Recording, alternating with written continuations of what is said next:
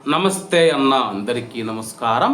ప్రస్తుత సమాజంలో మనం చూసుకుంటే జరుగుతూ ఉన్న దారుణాలు ఏవైతే ఉన్నాయో నిజంగా బాధ కలిగిస్తూ ఉన్నాయి. వివరాల్లోకి వెళితే ఇంటి అవసరాల కోసం అప్పు ఇప్పించాడు. అది ఆసరా చేసుకొని అప్పు తీసుకున్న వ్యక్తి భార్యను శారీరకంగా లొంగదీసుకున్నాడు. ఈ విషయం తెలిసిన భర్త పరువు పోతుందని భావించి భార్యను నిలదీశాడు. దీంతో తాము కలిసి ఉండాలని నిర్ణయించుకొని లొంగ తీసుకున్న వ్యక్తిని పథకం ప్రకారం భార్యాభర్తలు హత్య చేశారు.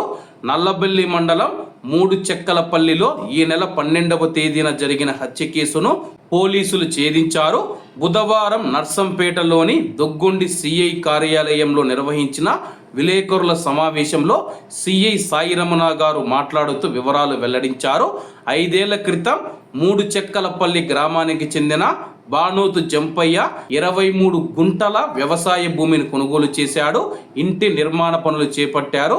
ఈ క్రమంలో బానోతు కొమ్మోలు 40 సంవత్సరాలు మధ్యవర్తిగా ఉండి 2 సార్లు 1,50,000 రూపాయలు జంపయ్యకు అప్పుగా ఇప్పించాడు. ఇది ఆసరా చేసుకుని జంపయ్య భార్య విజయను కొమ్మోలు శారీరకంగా లొంగదీసుకున్నాడు.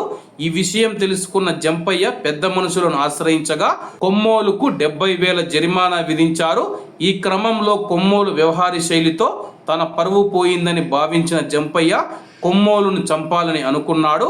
కాగా జంపయ్య తన భార్య విజయతో గొడవపడ్డాడు. కొమ్మోలును అయినా నిన్ను అయినా చంపుతానని చెప్పాడు. దీంతో భయపడిన విజయ మనం కలిసి ఉందామని భర్తకు తెలిపింది. అనంతరం కొమ్మోలును హత్య చేయాలని ఇద్దరు నిర్ణయించుకున్నారు. ఇందులో భాగంగా కొమ్మోలుకు ఫోన్ చేసి ప్రతిసారి అతడితో మాట్లాడమని వెళ్ళమని జంపయ్య తన భార్య విజయకు చెప్పాడు.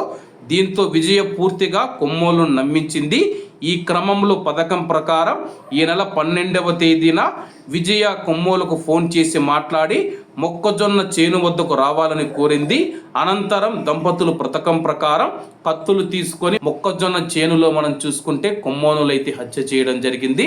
ప్రస్తుతం ఈ యొక్క సంఘటన మనం చూసుకుంటే స్థానికంగా సంచలనమయ్యింది. కాబట్టి అందరూ బాగుండాలి, అందులో మనం ఉండాలి. అందరికీ నమస్తే అన్న, జై హింద్.